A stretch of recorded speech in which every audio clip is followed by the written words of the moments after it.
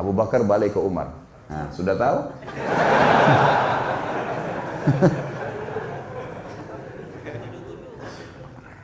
Jadi teman-teman sekalian, jangan sampai terlintas di benak antum kalau Nabi SAW ada yang beliau tidak tahu.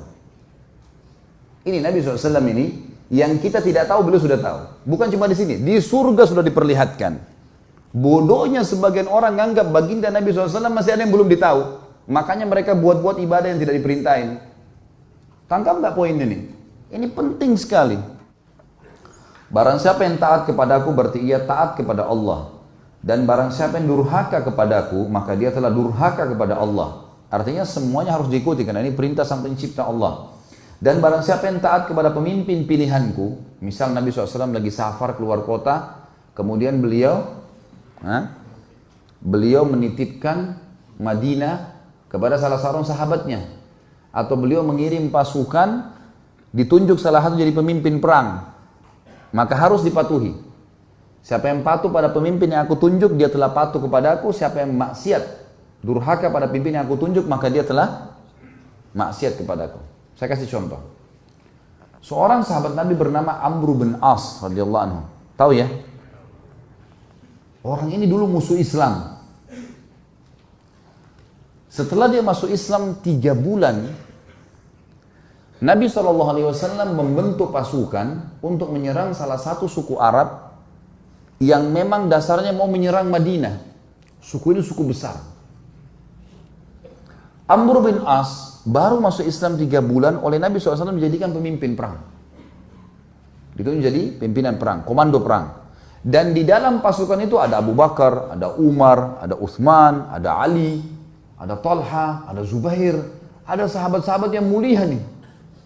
Tapi Nabi SAW tunjuk Amr bin As. Harus dia jadi pemimpin. Dan pimpinan perang teman-teman kalau sudah ditunjuk, nggak boleh dimaksiati. Dia bilang berhenti-berhenti, makan-makan, pulang-pulang, perang-perang. Harus dipatuhi. Ini sabda Nabi SAW, siapa yang mentaati pimpinan yang aku tunjuk, dia taat padaku. Siapa yang maksiat, maka dia maksiat kepadaku. Teman-teman sekalian, waktu itu pasukan dikirim, tempatnya jauh, musim dingin.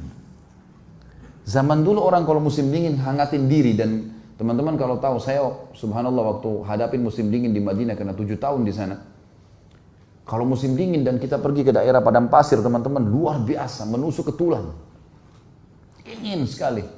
Sampai di kampus saja, di kampus sudah masuk kota Madinah, banyak bangunan ya. Itu kalau kami mau tidur, biasanya saya dulu pengalaman gitu sama teman-teman, selimutnya didudukin dulu. Angatin dulu. Kalau enggak kayak ditusuk-tusuk sama pisau. Panas. Dingin sekali. Apalagi padang pasir nih, luar biasa. Waktu itu dingin sekali. Apa instruksinya Amr bin As? Jangan ada yang nyalakan api. Nggak boleh ada yang nyalakan api. Umar bin Khattab tahu, ini Amr bin As ini. Kalau bahasa kita anak kerucu nih. Baru masuk Islam 3 bulan mau ngatur-ngatur gimana nih? Dan dulu musuh Islam ini. Amr bin As ini perlu antum tahu ya radhiyallahu anhu. Beliau yang diutus oleh Quraisy ke negeri Habasyah untuk menjemput Ja'far bin Abi Thalib dengan teman-temannya. Kembali ke Mekah baru untuk disiksa. Tapi dia masuk Islam di tangannya Najasyi. Kaget dia, kok Najasyi raja itu bisa masuk Islam? Akhirnya dia belajar, dia masuk Islam gara-gara itu. Kata Umar, hai Amr, dingin. Kau larang bakar api, gimana ceritanya nih? Kata dia, instruksi kok nggak boleh bakar api.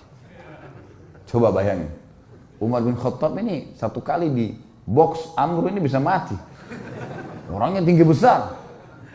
Emosi Umar, tapi ditinggal.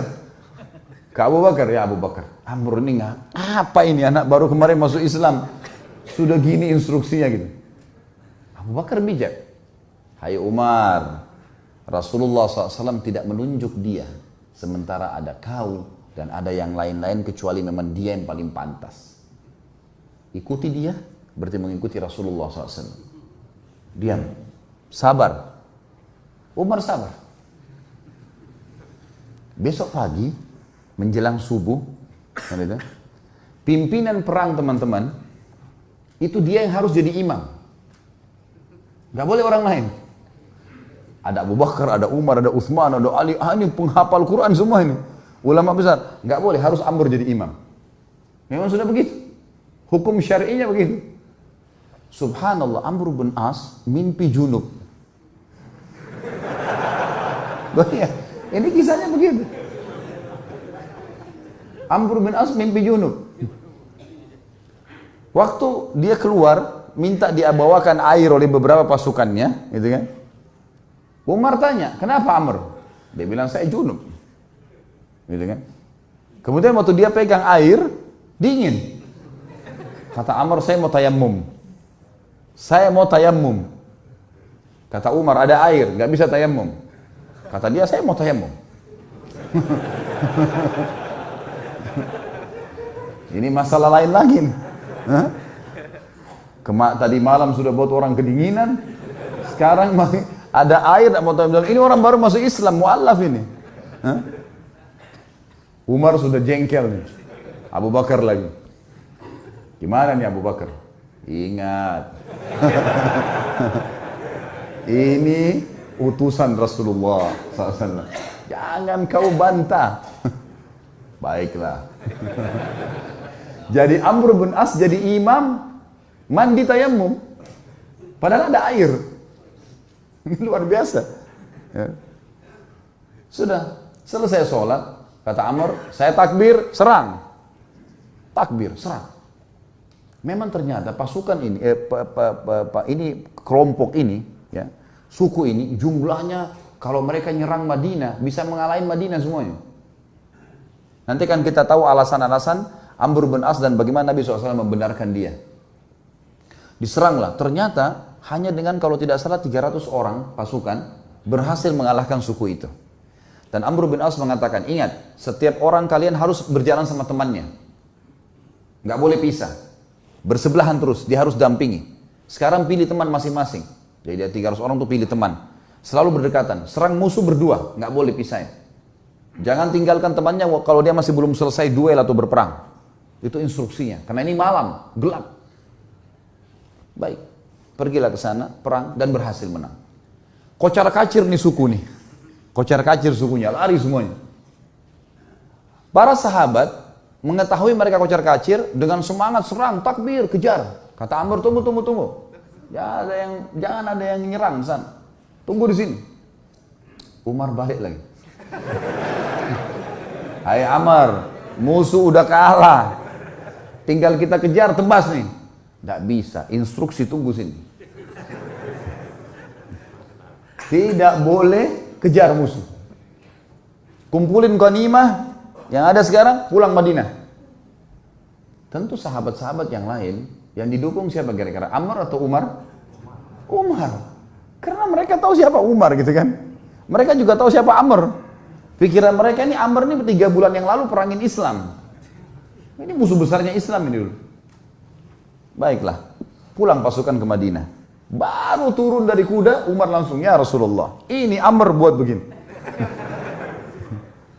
Tidak boleh nyalain api, kita lagi kedinginan. Malam-malam dia mandi junub, tidak pakai air, tayammum. Kemudian musuh kalah, kita dilarang pergi tangkap musuh. Padahal itu kan ghanimah. Musuh yang lari itu kalau ditangkap kan jadi hamba sahaya. Bisa diperjualbelikan. Lalu Nabi SAW tanya di depan mereka semua. Hai Amr, keluhan sudah sampai kepadaku. Apa jawabanmu? Ya Rasulullah, pasukan suku yang kita serang ini adalah suku yang jumlahnya kalau semua berhasil menyerang Madinah keesokan harinya habis kita nih. Pasukan perang jumlahnya banyak. Kalau kita nyalain api, mereka tahu kita ada, habis 300 orang lawan sekian ribu, gimana caranya? Kata Nabi SAW, benar. Lihat, Nabi SAW tidak salah memilih pemimpin nih. Nabi bukan orang bodoh. Wahyu dari langit nih. Yang kedua, kenapa kau mandi junub dengan tayammum? Ya Rasulullah, airnya seperti es. Kalau saya mandi, saya bisa sakit, mati. Saya pemimpin. Kalau saya sakit, saya pimpin perang. Instruksi Anda, saya pemimpin. Nggak bisa, udara dingin di padang pasir. Maka saya tayammum. Kata Nabi SAW, kau benar. Umar yang tadinya marah, redam. Yang ketiga, kenapa kau biarin orang pergi, nggak ditangkapin? Ya Rasulullah, 300 orang. Lawan sekian ribu orang pasukan ini. Kalau kocar kacir pasukan saya, nyerang sana sini nangkap, kita akan dikalahkan pasti. Mereka bisa tahu jumlah kita, tapi kalau kita ngumpul, kelihatannya banyak. Dan target kan ngalahin mereka. Mereka sekarang sudah takut dan mereka gelap tidak tahu jumlah pasukan kita. Ngapain kita nyerang-nyerang sana? Toh ganimanya sudah ada. Target sudah tercapai. Mereka kalah, nggak usah buru-buru itu. Kata Nabi SAW, kau benar. Abu Bakar balik ke Umar. Nah, sudah tahu?